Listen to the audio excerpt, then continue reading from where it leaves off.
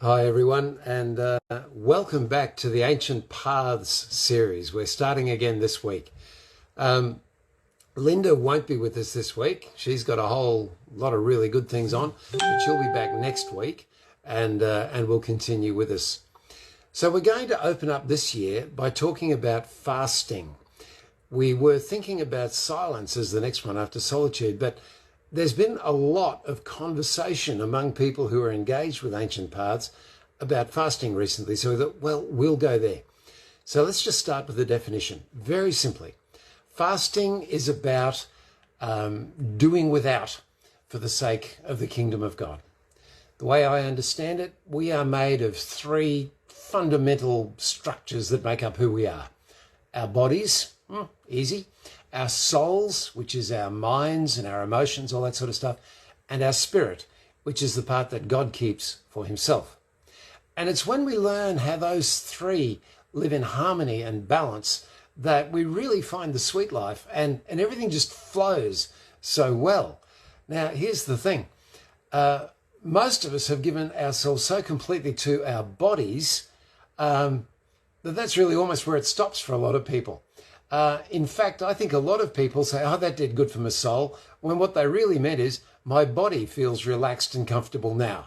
So it's a question of getting things back into balance, and fasting is one of the ways that we can do that. Now, the classic fast, of course, is to do without food. So can I say at the outset, if there is any question that you should be talking to a medical person or a dietitian or someone before you start, please do that. It's really important. We don't want to hurt anybody doing this. This is a spiritual discipline to build us and bring us joy, not to hurt us and do us harm. So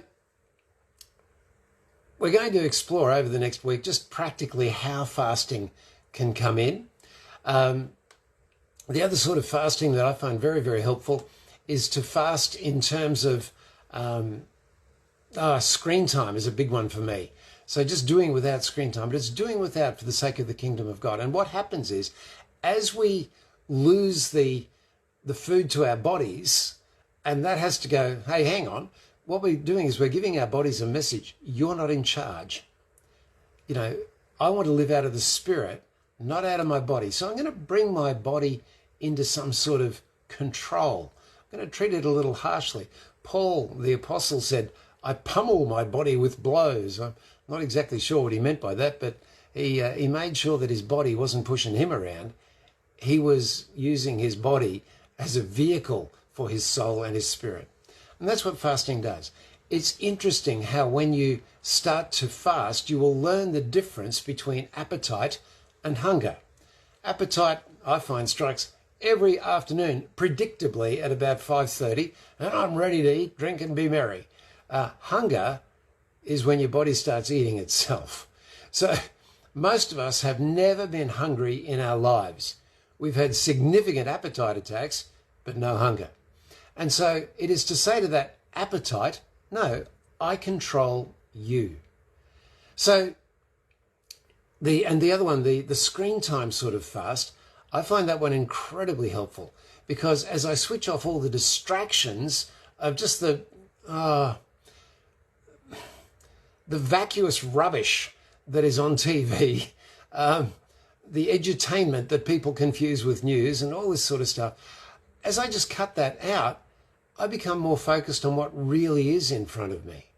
My wife, my family, the presence of God, nature. And it's amazing how stuff starts to get into balance. So look, commend this practice to you. Jesus put this not in the if yous, in the when yous box. You know, when you pray, when you give, when you fast. And it's something that a lot of us don't do.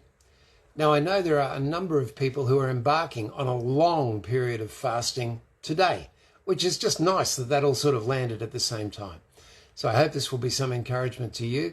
We probably won't run this one for 2 weeks. We'll just let it take the time it needs to take, because this is one of those things, it's very easy to build into your life. It doesn't take any more time. In fact, it saves you time.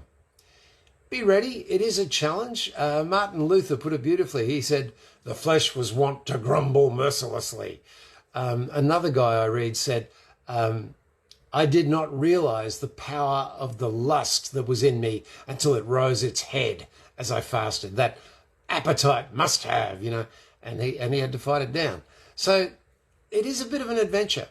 We'll be making suggestions about where to start, and we'll be suggesting start small.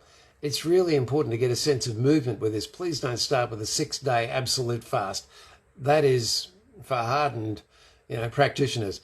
We'll be starting something much more gentle and staging this in such a way that it becomes a lifestyle change as well as a spiritual discipline. Anyway, for now, the thing is going to be fasting. We'll look at some of the Bible. We'll look at some of the practicalities. Hope you join us on the journey. And please remember, this is not to understand fasting. This is to practice those things that draw the presence of God closer. So we'll talk to you again tomorrow, and we'll get into it. Bye for now.